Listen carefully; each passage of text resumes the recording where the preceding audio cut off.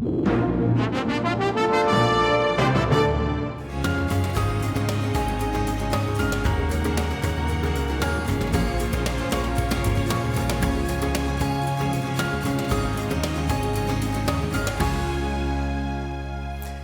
for joining us on Speaking of Nebraska. I'm NET News Director Dennis Kellogg. Later on in our program, we'll get a preview of the state legislature elections.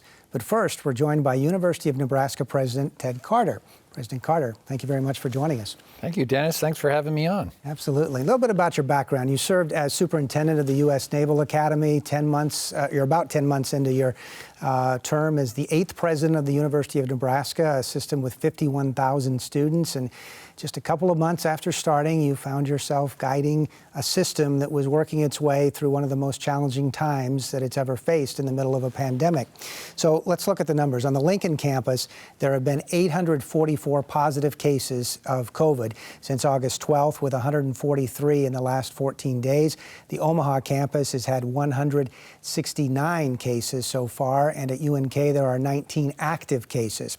So I guess the first question is, do you feel like you're doing enough? And what about the communities that you're in? Do you feel like Lincoln has seen a spike recently? Do you feel that the university is in any way responsible for any of that? Yeah, no, it's a great question. And as we made the announcement that we were going to be open for in-person education this past spring, I think that was an important element to make sure that we attracted the right volume of students to come to our campus, and that did show an uptick in enrollment. Our faculty and staff have done an amazing level of effort to make sure that we're doing everything we can to mitigate the spread. We never said we could completely prevent it. And we are still living in a COVID-19 world, and it is still a bit of a challenge. And I acknowledge the numbers that you just posted. I wish they were lower, to be quite frank. But we've been able to work with the numbers that we have. We've been able to do isolation. We've been able to sequester those students that have shown some level of positivity rate. And we've had a lot of recovery. We have not put but one student in the hospital over all those numbers across all those campuses, and that was somebody that had some other secondary issues. And as we're seeing rates in Omaha and here in Lincoln and even out in Midwest and Western Nebraska show some rises, we are not seeing that commensurate with what we're seeing on the campus. And in fact, we have yet to see any positivity rates of infection come from in-classroom or even from dormitory living. So, I think we had some struggles at first bringing students from all over the country, to include a large portion from Nebraska. But now I think things have started to settle down. And yes, even though there are some other rises in some of our other communities, we're going to continue to work with our community and the public health sector to make sure that we're doing our part. So when you made that decision to open classes and have them in person, looking back now, any regrets about that decision? No, actually I don't. And again, I knew we would have some positive cases. Again, I wish they were lower than they actually are. But even with those that, second guess, one of the key elements to this is, we haven't forced a single student or a faculty member to have to be in the classroom or to teach. We made a lot of concessions for those that had considerations, either to choose not to be on campus or people of a certain age or other, health issues. We gave them other opportunities to stay remote. And at the end of the day, and I'll just use our flagship here at University of Nebraska-Lincoln, we're about 70% in person and about 30% remote. Significantly higher number of students taking full-time remote education than we'd seen in the past. But again, if you were to compare us to our other Big Ten counterparts, 13 other campuses, we're almost the inverse of all the other campuses, because our students and our faculty believe in the whole person, in-person education concept. Knowing that some of those numbers, those COVID numbers, seem to be escalating a little bit right now, do you see those numbers getting better or worse as far as in-person versus remote? On campus, they've been stable, even gone down from when we first opened classes. You talked about that bigger number. Most of those occurred in the first 2 weeks. So on campus, our numbers have flattened and gone down. That's a little bit reverse of what we're seeing in some of the other community. To be quite honest, the worst age group for infection spread right now is that 40 to 60-year-old crowd. So it's not the 18 to 25-year-old crowd. Has there ever been any talk about if a student signs up for an in-person class and ends up being remote, should that affect their tuition at all, do you think? Well, we've we went after that, and we specifically changed our online tuition rates so that they were commensurate. In other words, before I came here, if you were to go to all remote classes, you'd actually spend more on tuition than you would if you were in person. I saw that as that didn't make sense, especially at a time where we're going to have to be able to go back and forth, give students the option. So we actually reduced the online cost per credit hour at the University of Nebraska-Lincoln by 7%. And by 9% in Omaha. Those are significant changes. And I would tell you the value of that education for what we've done online is exceptional. And we have seen a rise in our online enrollment. You've had to make some really tough decisions, and all the campuses are looking at program cuts. Other colleges are doing that as well. What is the outlook for the academic programs? I mean, how much can you cut? How far can you go? So as you've seen us talk about publicly, that went all the way back a couple months ago when we announced our budget and where we were going forward in this fiscal year and, of course, into the next biennium, we talked about a $43 million cut. Now, that's over the course of the next 3 years. And embedded in that $43 million was $20 million that we felt was so important for campus and presidential priorities for things that we know we needed to get after. So when you take all of that money and spread that across our state-aided budget, which is about roughly $600 million from the taxpayers of Nebraska, and then about $400 million, these are rough numbers, in tuition revenues, that $43 million ends up being about 1.5%. So that's the type of percentage cut we're talking about. It's still a big number. It's still a number that we have to deal with. The way I've gone into this leadership challenge is to give those target numbers that vary on campus to the chancellors to go after that. And they're focused on cuts principally in administration. So we at Central Administration for the university led in this effort. We cut 10% of our own budget and personnel up front. That's the biggest proportion of cut of anybody.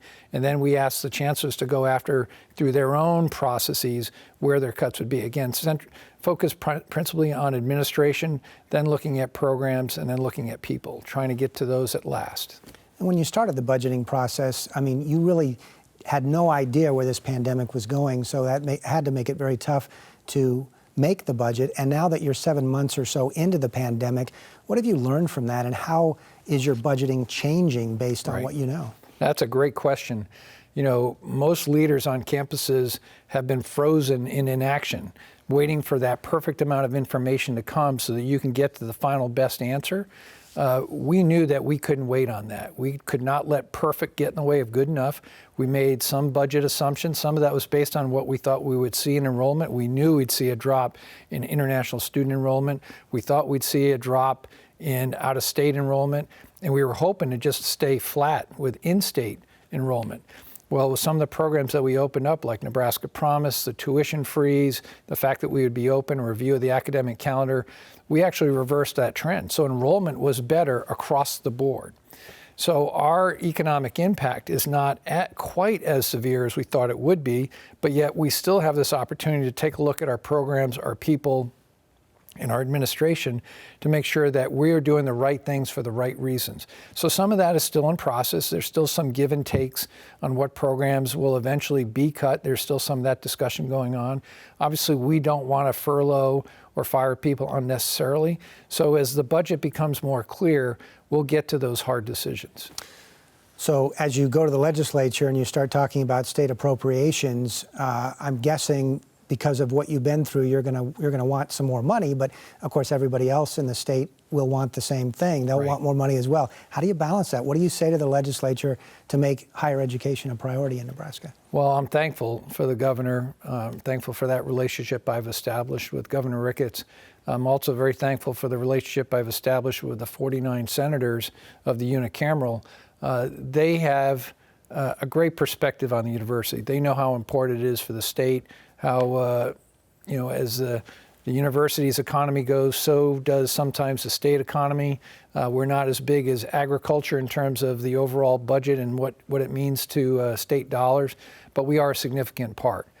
Normally in a biennium, normal time frame, we would be looking at somewhere between a 3 and a 3.5% budget increase, and that was what was part of our budget increase going back the last 2 years. So we knew that to be realistic going forward, we couldn't come forward with that. So that's why we asked for a very modest 2% increase over the next biennium. I think that's reasonable. I think that will help offset some of the faculty pay inequities, also help offset some of the cost of living increases that we know are going to occur. And I think at the end of the day, the unicameral will support us on that very modest budget increase. You mentioned faculty salaries, and I want to talk a little bit about that as well.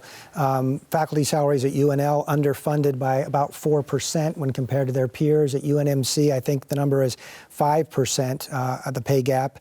How do you make that up again in such a tough financial time? Yeah, it's almost impossible to do it in one fell swoop, but I made a commitment that first and foremost, everything we do is for the benefit of our students. That's who we are here for. That's who is our principal customers. But a close second to that is our faculty and staff. We have world-class faculty and staff, not just what they do in the classroom, but what they do in their research, what they do for the state of Nebraska, and quite honestly, for the world. So we want to make them competitive on their salaries. So at UNMC and at UNL, where our faculty are not under union rules, they have fallen slightly behind their peers, as you pointed out, 4% at UNL and 5% at UNMC. I made a commitment when I came here as university president that I was going to correct that. So not only are we going to do that in the biennium requests that we've made, but also in that $43 million budget cut, inside of that was $20 million for presidential priorities. If you were to take those values, 4% and 5% of those faculties, and put a dollar amount to it, it's about $9 million.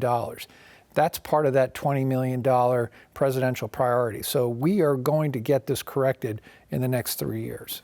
I want to switch gears a little bit and talk about UNMC. A number of years ago with the Ebola crisis, UNMC stepped up and got worldwide recognition for how they played their part in that particular crisis and handling it. Now we have COVID, and again, UNMC has been a go-to resource for the entire country. How does that play into, I'm guessing, what is the overall mission is to make UNMC that national medical institution to raise them up to that next level? Well, they've certainly been doing that, and their impact, not only in the state of Nebraska and our nation, is only going to get bigger. I mean, that's part of what the NEXT project speaks to, and this idea that we can take really the only biocontainment facility in the country and expand it to a capability where we may be able to house as many as 1,200 Americans who might need to be isolated because of an event that occurred somewhere, anywhere in the world. There's a real need in our nation to have that. The further study, the research of how we deal with not only this pandemic, but another one that might be coming down the road, again, is going to happen at a facility like UNMC. Can't have the president of the University of Nebraska on without talking a little bit about football. Sure. Obviously, it's a fall, but it's a quiet fall for Husker football in particular, although the team will be starting up its season a little bit later. There's a lot that went into that. There were contentious, I think, negotiations between the Big Ten presidents and the athletic directors. How contentious did it get, and are there lasting implications from those, whatever you want to call them, that struggle to get football? Well, nobody can come to Nebraska, whether you've lived here all your life or whether you're a relative newcomer like myself, without, first of all, becoming a true Husker fan, which I am. You also can't come into this without an appreciation for how important it is to the state. You know, as the state's only university, as a storied football program that has 5 national titles, 3 Heisman Trophy winners. I mean, this is the centerpiece of the state. And as a lot of Husker fans know, leaving the Big 12 to go to the Big 10 was a huge move in 2011, and now we are in the Big 10, and that's the conference we're in. So when the decision was made through a vote that the season would be delayed, that was tough news. And I credit again Nebraskans, our administration, going from Coach Scott Frost to Athletic Director Bill Moose to Chancellor Ronnie Green to myself, all the way up to the governor, and saying we believe that we could play football safely here at Memorial Stadium. And we were pretty vocal about that. Sometimes we were criticized for that. And that discussion continued. A relationship ensued with Ohio State, who felt the same way. So they brought the power of their program, and that created more discussion and the time and space for new testing protocols to come in, which were convincing enough to the other presidents to say, you know what, we think it is safe to play. So then go to that vote, and then look what happens. The Pac-12 follows, the Mountain West, the MAC. I mean, as we sit here right now with college football getting ready to come back to the Big Ten on October 23rd and 24th that weekend, I'd have to say I credit Nebraskans with bringing college football back. But one of the big questions lying out there is fans in the stands. You turn on football on Saturdays and you see thousands of people in the stands. The SEC gives the schools the option to determine attendance. And even Florida Governor Ron DeSantis has given clearance for full capacity at stadiums in his state. The Big Ten isn't talking about fans in the stands. Is there any chance they reverse that decision? Well, I'd love to sit here and tell you that they will. We were pretty vocal about saying we believe we could put some number of fans in our stands, and we still feel that way. But we'll obviously comply with the Big Ten and their rules.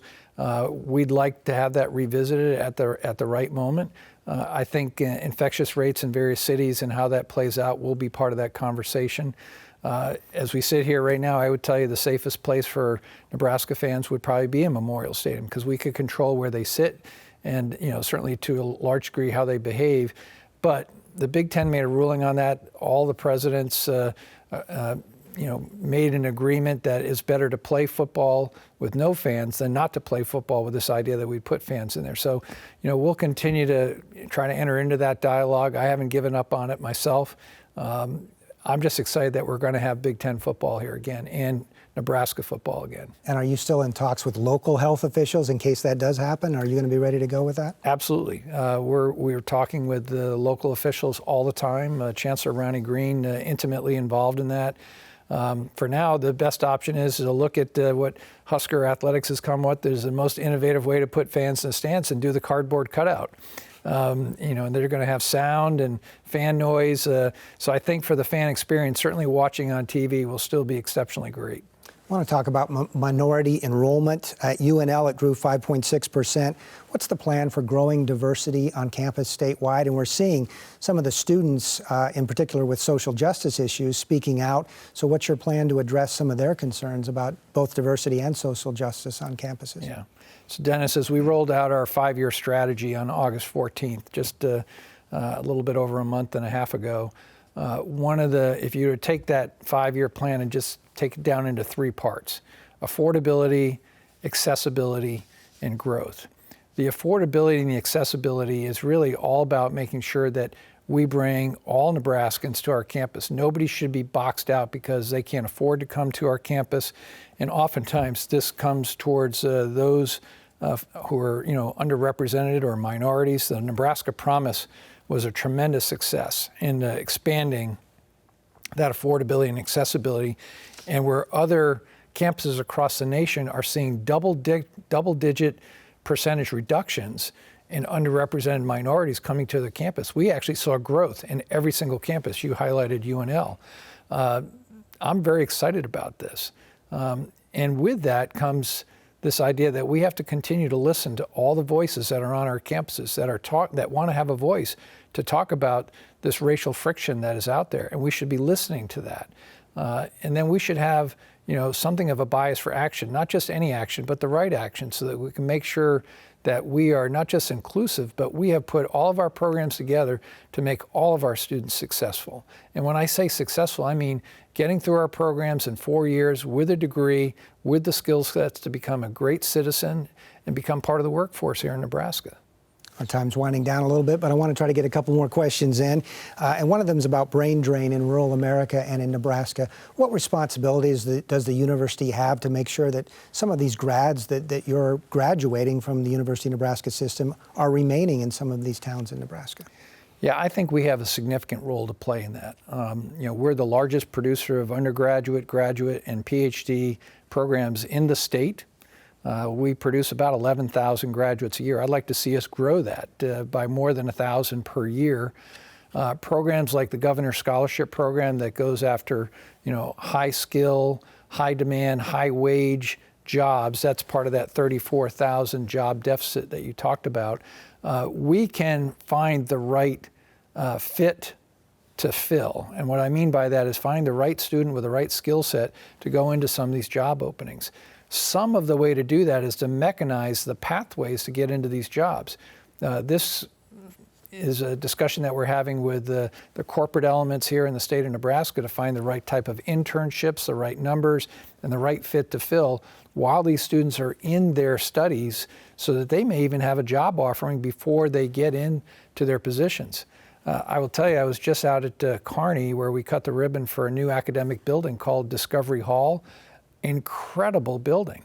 I mean, it is the future of education. It is the very definition of what hybrid education will begin to look like in higher education, where you have some number of students physically in a classroom, but with cameras, you could be in a remote education site getting the exact same immersive experience without actually being there. This is now happening right there at Kearney. It's really exciting, and this is focused on a lot of the science and technology, even engineering, math programs, astronomy, cyber, computer science. We can't produce enough IT professionals right now for the state of Nebraska. So we're going to go after this, and we're going to try to help fill this need. We've got about 30 seconds. Can you talk about leading during such a difficult time? What's the most important thing for you as a leader in the middle of a pandemic? So one word, listening. Surround your people with great talent and listen to them, work collaboratively, and don't be afraid of failure to come up with a proposed solution. President Ted Carter, thanks so much for spending some time with us on Speaking of Nebraska. Thank you, Dennis. All right. This interview and tonight's program are available on our website. Just go to netnebraska.org/Speaking of Nebraska and join the conversation on social media. Find us on Facebook and Twitter at NET News Nebraska.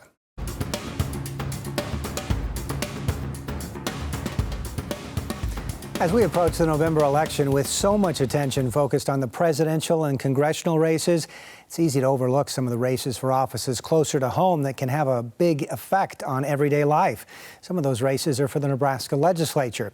And here to talk about those races is Fred Knapp of NET News. Fred, talk a little bit about what's at stake in this year's legislative election. Well, there are 49 members of the legislature, and just over half, 25, are on the ballot this fall. It's the odd-numbered districts where there are races, but in 5 of those, there's only one candidate. And I talked to Charlene Behrens, who's a professor emeritus of journalism at the University of Nebraska in Lincoln, and she said that reflects both the power of the incumbency and term limits, which limit senators to 2 consecutive 4-year terms. And she says, if you're interested in being in the legislature, why run against an incumbent with all the powers that they have of name recognition, fundraising, et cetera? Just wait until they are term limited out, and then you have a shot at an open seat. So the legislature is officially nonpartisan, as we know. What effect does that have on the matchups in the districts where there's more than one candidate? Well, there are no party labels on the ballot, so the parties do try to affect the races, obviously, but the top 2 finishers in the primary are the ones who show up on the November ballot. And so in 4 races this year, the people who are running against each other are actually members of the same party. So, for example, in southeast Nebraska's District 1, it's Senator Julie Slama, who's the incumbent appointed by Governor Pete Ricketts to fill a vacancy, against Janet Palmtag, who is a longtime Republican Party worker. In the 11th District in North Omaha, to succeed Senator Ernie Chambers, it's a longtime political figure there, Fred Connolly, who's currently a member of the Papio NRD Board of Directors, against Terrell McKinney, a community organizer. They're both Democrats.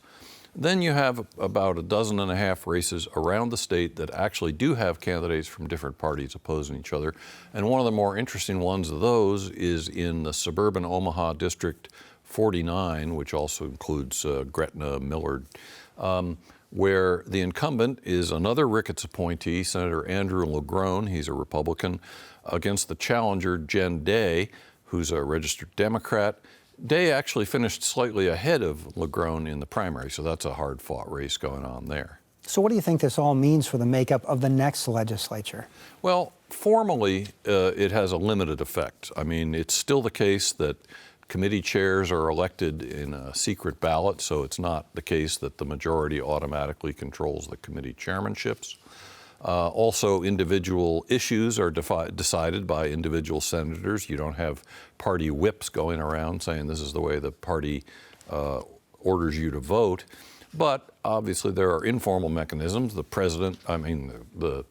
governor lets his preferences be known, and that affects members of his party.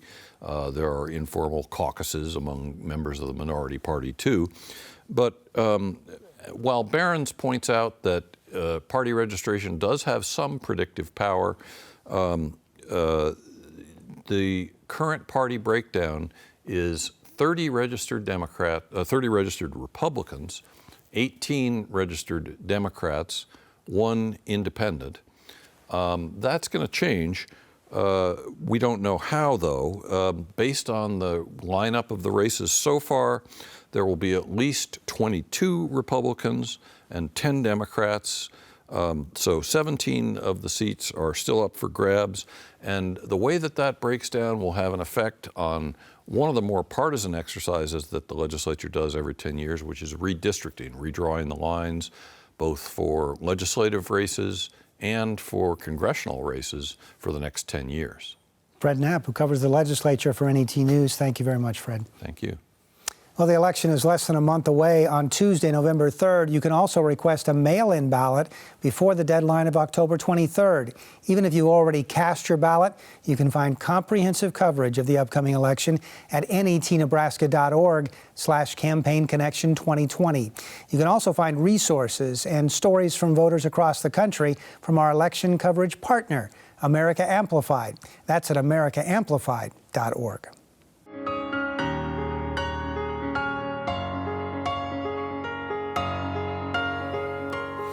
That's all for this week on Speaking of Nebraska. Thanks to University of Nebraska President Ted Carter for joining us. And also thanks to Fred Knapp for his reporting, and to the NET crew working behind the scenes to bring you this program. Coming up on Monday, join us for an NET News live debate between candidates running to represent Nebraska's 1st Congressional District. Republican incumbent Representative Jeff Fortenberry and Democratic challenger Kate Bowles will answer questions from a panel of Nebraska journalists. You can watch that debate live Monday, October 12th at 8 p.m. Central on NET, NET Radio, and at netnebraska.org. You can find all of our coverage of the coronavirus pandemic at netnebraska.org/coronavirus. Part of that coverage includes telling the stories of Nebraskans who have died. NET is working with media outlets across the state to collect those stories. If you have lost someone to COVID-19, please go to netnebraska.org/coronavirus and share a few details about your loved one. Speaking of Nebraska, we'll return Thursday, October 29th for a special 1-hour episode. It's an in-depth discussion about racial inequality. Until then, I'm NET News Director Dennis Kellogg. Thanks for watching.